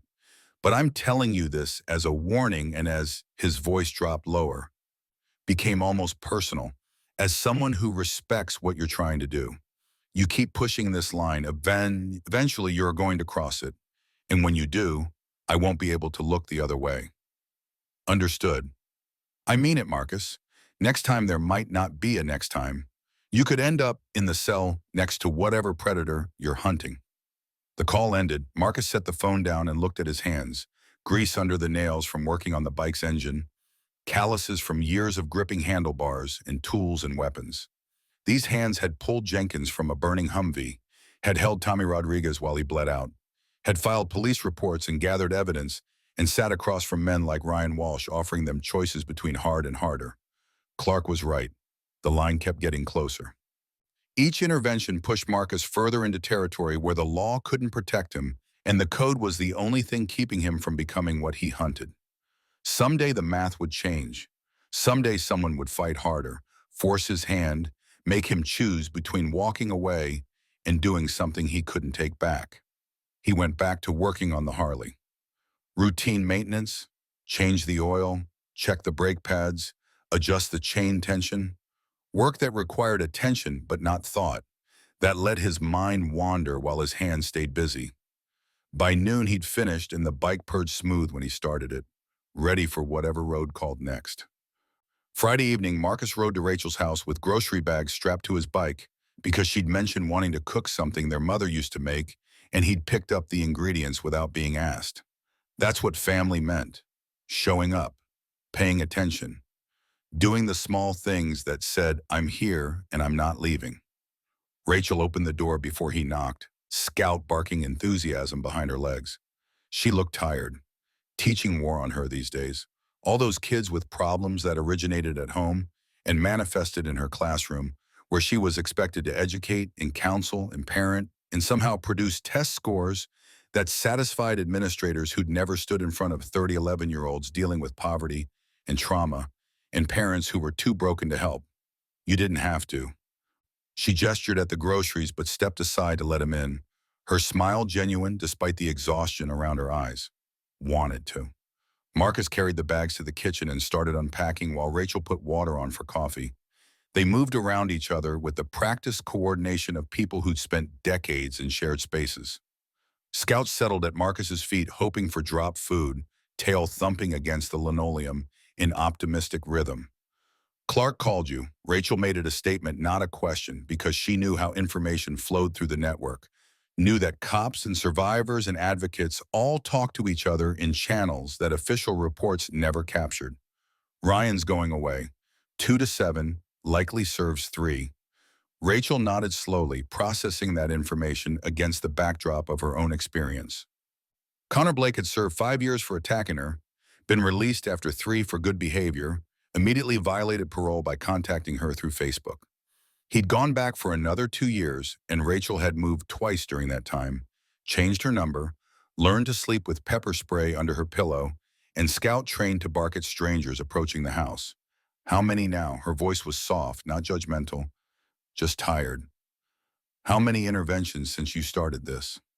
14. Marcus counted Ryan, counted the ones that ended clean, and the ones that got messy, and the ones where he'd walked away right before things turned violent. 14 men who'd followed women, hurt women, threatened women. 14 times Marcus had stood between predator and prey because someone had to. And how many times have you almost been arrested? Marcus thought about that. 4 times cops had shown up. 3 times he'd talked his way out. This time Clark had given him the choice to walk away. The math wasn't favorable for continued operation. Eventually the law would stop looking the other way, and Marcus would have to decide if the mission was worth prison time. Rachel sat down at her kitchen table and gestured for Marcus to join her. When he did, she reached across and took his hand, her fingers tracing the scars on his knuckles, the burn mark from a motorcycle exhaust pipe, the calluses from 20 years of physical work. I don't want you in prison because of me. Her voice cracked slightly, emotion breaking through her usual control. This started because of what happened to me. Because Connor broke into my apartment and some stranger saved me, and you've spent 18 years trying to be that stranger for every woman in danger. But Marcus, when is enough enough? He'd heard this before. From Rachel. From Elena Rodriguez when she'd pressed her husband's knife into his hand. From brothers in the club who worried he was burning out, pushing too hard, treating intervention like penance instead of purpose. The question never had an answer he could articulate. He just knew that walking away felt like betraying every promise he'd made. What if next time the guy fights back and you get hurt? Rachel's grip on his hand tightened. What if one of these predators has a gun? What if you end up killing someone in self-defense and the court doesn't see it that way?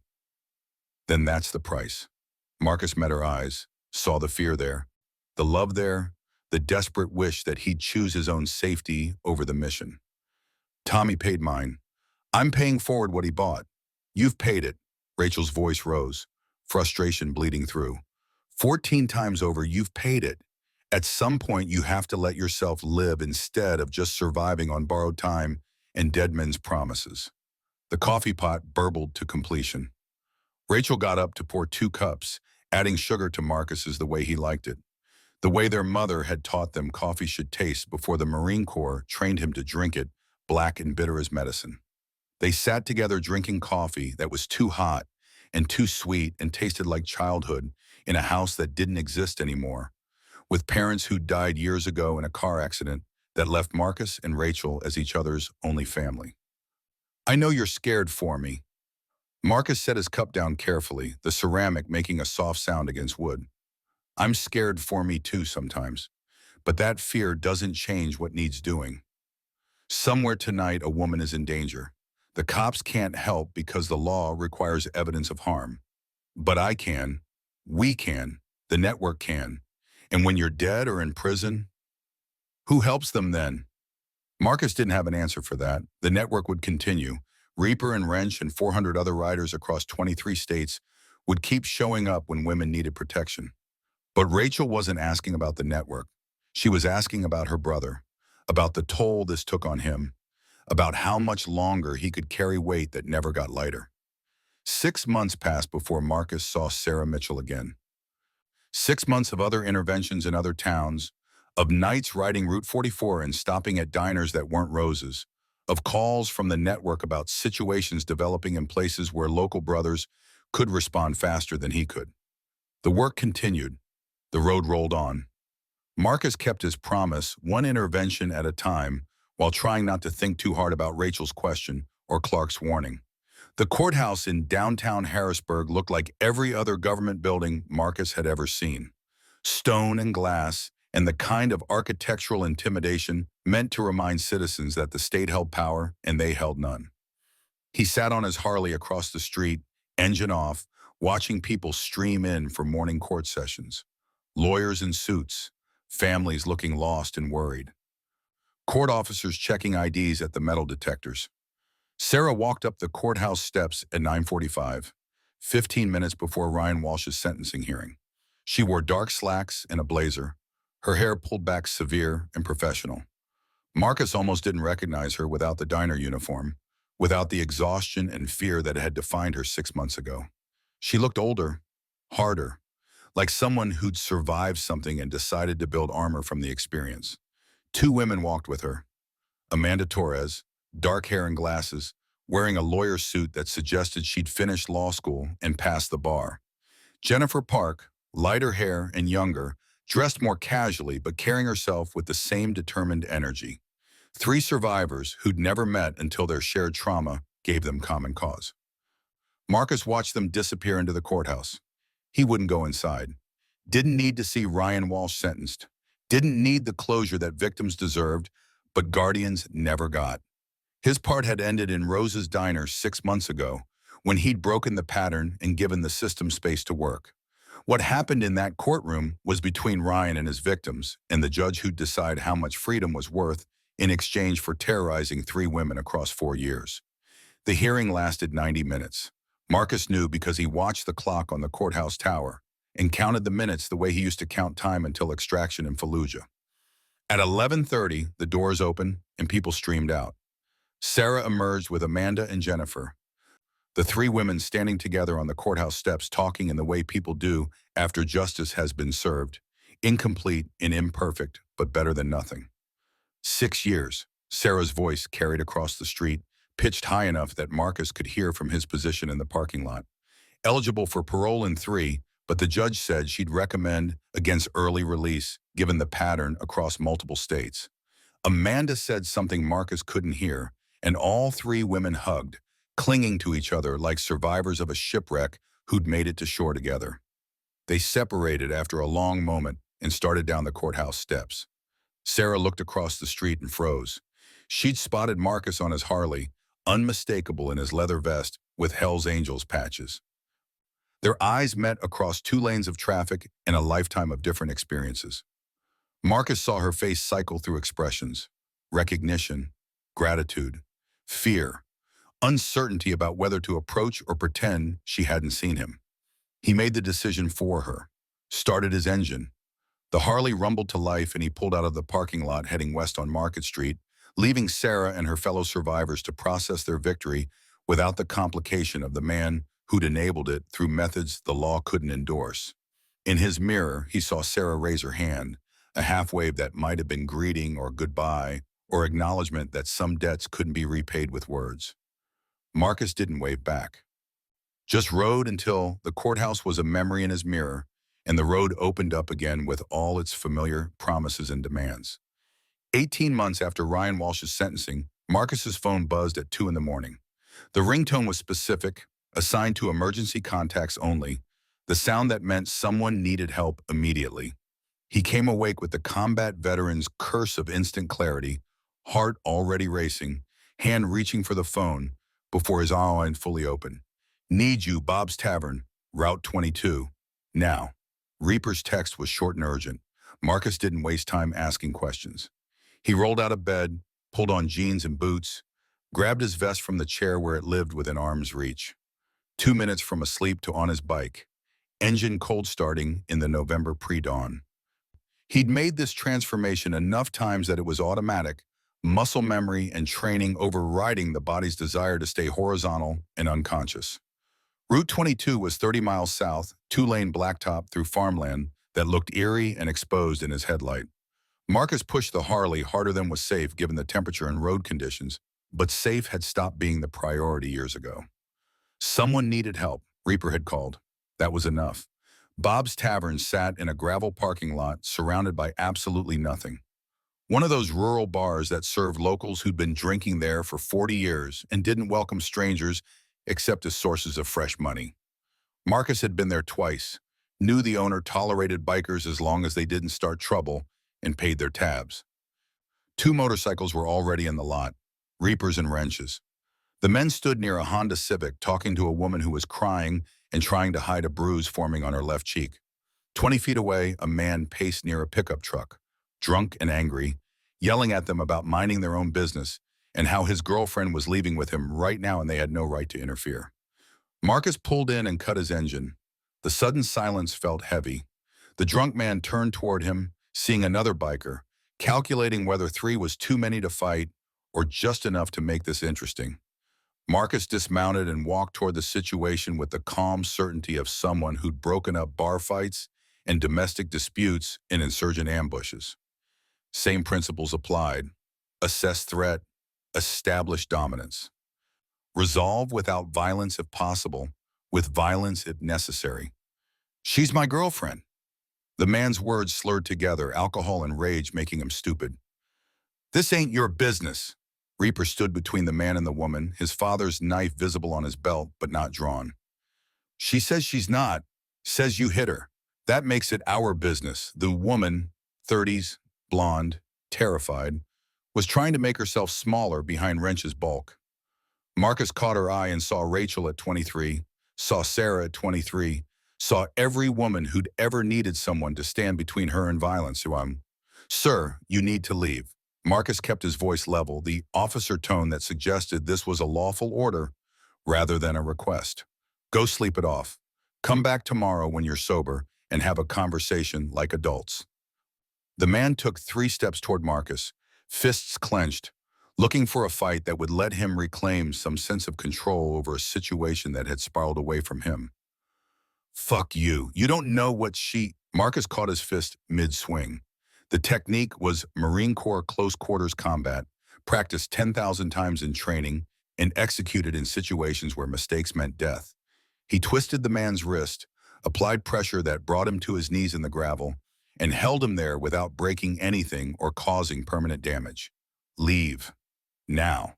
Or I call the cops and you go to jail for assault and public intoxication." "Your choice." The man struggled for maybe 3 seconds before the pain and the math and the alcohol combined to show him he'd lost. Marcus released him and stepped back, giving space for the man to make the right decision. The drunk staggered to his pickup truck, got in, sat there for a long moment with his head against the steering wheel. Then he started the engine and pulled out of the lot too fast, gravel spraying, taillights disappearing toward Route 22. The woman collapsed against Wrench, sobbing now that the immediate threat was gone. My friend gave me this number. Said if I was ever in trouble to call. I didn't know what else. Wrench pulled a card from his wallet. Handwritten phone number. No name, no organization. Just 7 digits that connected to the Silent Watch network. You did the right thing. We're going to get you somewhere safe. You got family nearby? She shook her head. He'd isolated her from family, from friends, from anyone who might help. Standard abuser playbook. Make the victim dependent, cut off support systems, control through fear and isolation. Marcus had seen it enough times to recognize the pattern instantly. Rachel's network had a safe house in Harrisburg. Wrench made the call while Reaper walked the woman to her Civic and checked that she could drive. Marcus stood in the parking lot watching the eastern horizon start to lighten, thinking about how the work never ended, how there was always another situation developing, another woman in danger, another predator who needed to understand that someone was watching. By sunrise, they had the woman, Lisa was her name, checked into the safe house with a counselor who specialized in domestic violence. Restraining order would be filed by noon. Police report documented the assault and the threats. The system was engaging, would hopefully keep Lisa safe long enough for her to rebuild her life away from the man who'd used his fist to punctuate arguments. Marcus rode home as dawn broke over Pennsylvania farmland, the sky going from black to gray to that particular shade of blue that meant another day survived and another night coming eventually with its own demands. He looked at the photo on his phone, the one he kept as his lock screen.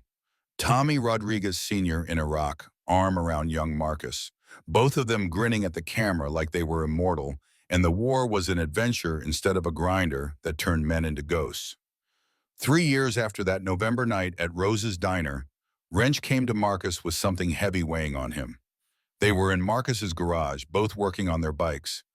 The comfortable silence of men who didn't need conversation to communicate. But Wrench kept starting to speak and then stopping, his hands going still on the wrench he was using to adjust his brake cables.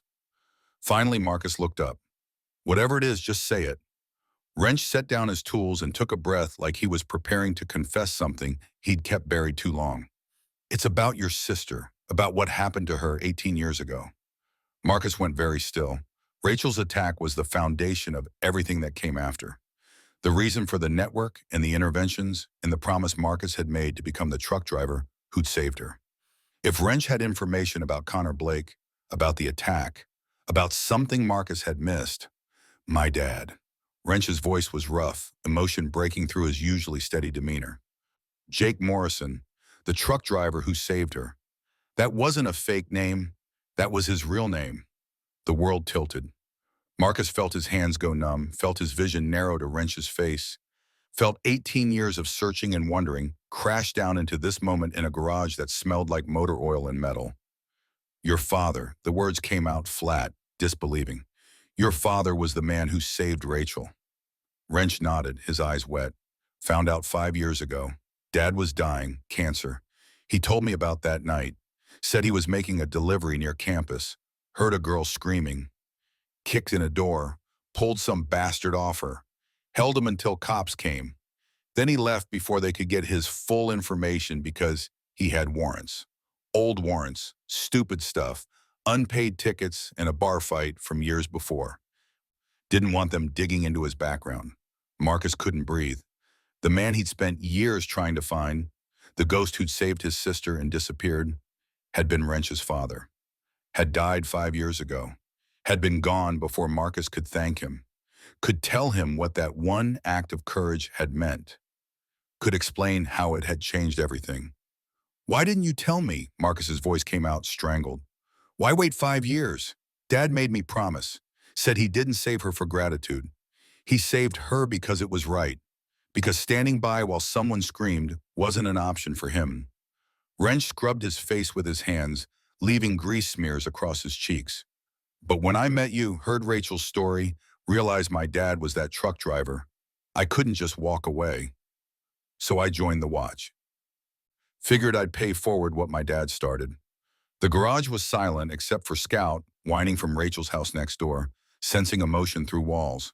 Marcus stood there trying to process this information, trying to fit it into his understanding of the world and his purpose in the debt he'd carried for 2 decades. He knew. Wrench's voice dropped to barely above a whisper. Before he died, I told him you were looking for him. Told him about you and Rachel and the network. He was so weak by then, could barely talk, but he smiled. Said he was glad Rachel was okay. Said to tell Marcus Hayes to keep doing what he was doing. That was his thank you. Marcus felt something break in some tightly controlled barrier that kept emotion manageable and contained. He sat down hard on his work stool, his hands shaking, his eyes burning with tears he hadn't shed since Tommy's funeral. For 18 years he'd searched for Jake Morrison. For 18 years that search had driven him forward, kept him intervening, made him believe that paying forward the debt was the only way to honor the stranger who'd saved his sister. And all along, Jake Morrison's son had been riding beside him, had been intervening beside him, had been standing in that gap between predator and prey because he'd inherited the code from a father who kicked in doors to save screaming women and didn't wait around for thanks. I'm sorry. Wrench's voice was thick with emotion. I should have told you sooner. Should have. Marcus stood and pulled Wrench into a hug, something they'd never done in 15 years of riding together. Something men with their conditioning didn't do easily. But this moment required it. Required acknowledgement that the circle had closed in a way neither of them had expected. Your father gave me back my sister. Marcus's voice was muffled against Wrench's shoulder. Gave me my purpose. I spent 20 years trying to find him, to say thank you. And he's been with me the whole time through you. They stood there in the garage while the sun set outside and painted the world in shades of gold and amber. Two men carrying their father's legacies, bound together by a truck driver's courage and a Marine's sacrifice, and a code that said some debts could only be paid forward through action and presence, and the willingness to stand when others walked away. When they separated, Wrench pulled something from his pocket, a photograph worn and creased from being carried. It showed Jake Morrison Sr., standing next to a truck, younger than Wrench was now, grinning at the camera with the easy confidence of someone who didn't know yet how his life would end. On the back, written in faded ink, were words that made Marcus's chest tighten. Some debts you can't repay. You just pay them forward. Marcus held that photograph like scripture, like a mission statement, like confirmation that what he'd built from his sister's trauma and Tommy's sacrifice had been right all along. Not because it was legal, not because the system endorsed it, but because Jake Morrison had kicked in a door to save a screaming woman and asked nothing in return except that the people he saved would do the same for others. 5 years after Ryan Walsh went to prison, Sarah Mitchell walked back into Rose's diner carrying a briefcase and wearing confidence like armor. Marcus was there by chance or fate, or the way the road sometimes circled back to places that mattered. He'd stopped for coffee, was sitting in his usual booth, when Sarah walked through the door and their eyes met across 5 years and a lifetime of change. She walked to his booth without hesitation. Marcus Hayes, I've been looking for you, he gestured to the seat across from him. The last time they'd sat like this, she'd been whispering desperate pleas for help. Now she sat with the controlled poise of someone who'd survived trauma and decided to build strength from the wreckage. I work for the state now, victim advocacy. Her voice was professional but warm, the teacher tone of someone who dealt with traumatized people and knew how to project calm competence. We're building a program. Partnership between law enforcement and community organizations. She pulled a folder from her briefcase and laid it on the table between them. The Guardian Initiative. It's based on what you and your brothers did that night. Training advocates to recognize stalking patterns before they escalate. Teaching intervention techniques. Working with police so we can act within the law instead of around it. Marcus looked at the documents. Organizational structure, budget projections, partnership agreements with police departments across Pennsylvania. Official letterhead that made the Silent Watch's shadow work legitimate and structured and legal. We want you to consult. Sarah met his eyes directly. No fear there anymore, just determination. Teach our advocates what you know, how to spot predators, how to intervene safely, how to protect women before the system can. This is a chance to do what you've been doing, but with resources and legal backing. Officer Clark recommended you, said you've prevented more crimes than most cops solve, said you understand stalking patterns better than anyone he knows, said if we could get you on board, we'd be lucky. Marcus thought about Rachel's question. When is enough enough? Thought about Clark's warning that eventually he'd cross a line he couldn't uncross. Thought about Lisa and Sarah and Amanda and Jennifer and Emma and all the women the network had protected over 18 years of operating in shadows. I'll need to talk to my brothers. The network decides together. Sarah smiled, the first genuine smile he'd seen from her since that November night. Talk to them. But Marcus, this could change everything. We could protect hundreds of women, thousands, with the law behind us instead of in our way. She stood, left the folder on the table, and walked toward the door. Before leaving, she turned back. Thank you for that night, for believing me when no one else would, for standing between me and, her voice caught slightly, in what would have happened. Marcus nodded, didn't say the words that always felt hollow when victims thank their protectors. You did what you had to do. You survived. That's what matters. After Sarah left, Marcus sat looking at the folder, thinking about truck drivers who saved strangers and Marines who took bullets in systems that failed, and people who built better systems from the rubble, thinking about whether the work could continue if it came out of shadow into light, or if legitimacy would compromise the edge that made intervention effective. His phone buzzed, text from Reaper asking if he was available for a situation developing in Scranton. Woman being followed by her ex-boyfriend, restraining order in place, but police response time was 20 minutes and she was scared and alone and needed someone now. Marcus looked at the folder on the table, looked at his phone, looked out the window at his Harley parked in the lot, ready to ride wherever the road led and whoever needed help. The choice wasn't between the Guardian Initiative and the Silent Watch. It was between expansion and continuation, between building something that lasted beyond him and riding until he couldn't ride anymore. Both paths led to the same destination: protected women, broken patterns, debts paid forward. He texted Reaper back, "On my way, send address." Then he took Sarah's folder, folded it carefully and tucked it inside his vest next to Tommy's photograph and the card with the Silent Watch number that connected to 400 riders across 23 states who'd all made the same promise. The road went on. It always went on. Marcus walked out of Rose's diner into afternoon sunlight, mounted his Harley, and headed toward Scranton, where someone needed help and the system wouldn't arrive in time. Behind him, the diner sign flickered its eternal rhythm. Ahead of him, the road stretched endless with all its familiar demands. Somewhere tonight, a woman was in danger. Somewhere a predator was hunting. Somewhere the space existed between safety and violence where someone had to stand. Marcus had stood in that space for 18 years. Would stand there until he couldn't anymore. Whether that standing happened in shadow or in light didn't change the fundamental math. The code remained. The debt continued. The promise held. The Harley's engine rumbled beneath him as Route 22 opened up toward Scranton.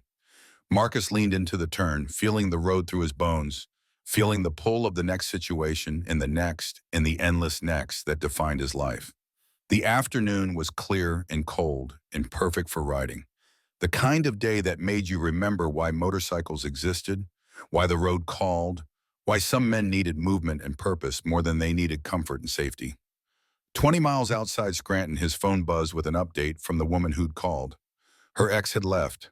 Police had arrived. Crisis averted for now. Stand down. Marcus didn't turn around. He kept riding because the road was there and roads were meant for traveling and guardians were meant for standing ready even when the immediate threat had passed. He thought about Sarah's offer, thought about legitimacy and structure and training new advocates to do what he'd been doing in shadow. Thought about whether the code could survive institutionalization or if bringing it into the light would kill whatever made it effective. No easy answers. Never easy answers. Just choices and consequences, and the understanding that inaction was itself a choice with its own consequences. The sun set behind him as he rode, painting his shadow long across the pavement. Marcus watched that shadow and thought about Jake Morrison, about truck drivers who heard screams and ran toward danger, about how one act of courage could ripple through decades and touch hundreds of lives. Thought about Tommy Rodriguez taking bullets meant for someone else, about Elena pressing that knife into his hand and telling him not to waste what her husband had bought. He'd built something from that knife and that promise, a network of survivors and riders who stood in gaps where the system couldn't reach. 400 people across 23 states, connected by shared purpose and a code that said protecting the vulnerable mattered more than legality or safety or personal cost. That was legacy. That was how you honored debts that couldn't be repaid any other way. The road rolled beneath him, and Marcus rode into the gathering dusk with a dead friend's knife on his belt and a promise in his heart, and the absolute certainty that tomorrow or next week or next month his phone would buzz with another situation, and he'd respond, because that's what guardians did. They stood, they answered, they paid forward what could never be paid back. Jake Morrison's words, written on the back of a photograph, carried by his son, lived by a Marine who'd learned in Fallujah that protecting people mattered more than following rules. Marcus had built his life on that principle, would continue building until the day he couldn't anymore. The Harley carried him through the Pennsylvania night, headlight cutting through darkness, engine humming its mechanical song. Behind him lay 18 years of interventions and saved women and broken patterns. Ahead lay whatever came next. The work continued. The road went on, and Marcus Hayes rode forward into the unknown with the certain knowledge that somewhere someone needed him. And when that call came, he would answer, because that's what the code demanded, and the code was all that separated him from the men he hunted. He pulled over at a rest stop as full darkness fell. The parking lot was empty except for one semi-truck, driver sleeping in the cab, and Marcus's Harley gleaming under sodium lights. He sat on a picnic table and looked at Jake Morrison's photograph, at the words on the back, at the face of a man who died before Marcus could thank him. But maybe thanks wasn't the point. Maybe the point was continuation. Maybe the point was that Jake Morrison kicked in a door and saved Rachel Hayes, and that single act of courage had created ripples that spread across 23 states in 18 years and hundreds of protected women. Maybe the point was that debts weren't meant to be settled. They were meant to be passed forward until the work itself became the memorial. Marcus pulled out his phone and called Rachel. She answered on the second ring, voice thick with sleep. "Did I wake you? It's fine. What's wrong?" "Nothing's wrong. He paused, trying to find words for what he needed to say. "I found him." The truck driver. His name really was Jake Morrison. Rachel was silent for a long moment. "How?" "Wrench. Jake Morrison was his father. He's been riding with us for 15 years. Jake died 5 years ago, but he knew. Wrench told him about us before he passed. Jake said to tell me to keep doing what I'm doing." "Oh, Marcus." Rachel's voice broke slightly.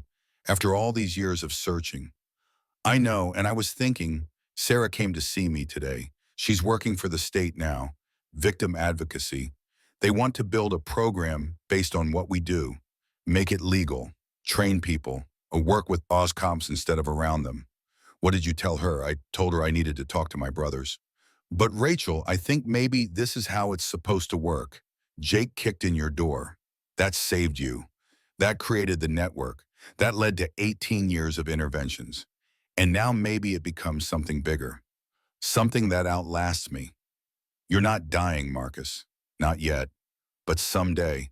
And when I do, this work needs to continue." Sarah's program, the Guardian Initiative, it could be how that happens. Then do it. Rachel's voice was firm now, decisive. Say yes, train them, teach them everything you know. Build something that lasts. That's how you honor Tommy and Jake and everyone who ever stood in that gap. You make sure the gap keeps getting filled even after you are gone. Marcus sat there holding the phone and looking at the stars and thinking about legacy and continuation and the way courage rippled forward through time like waves on water.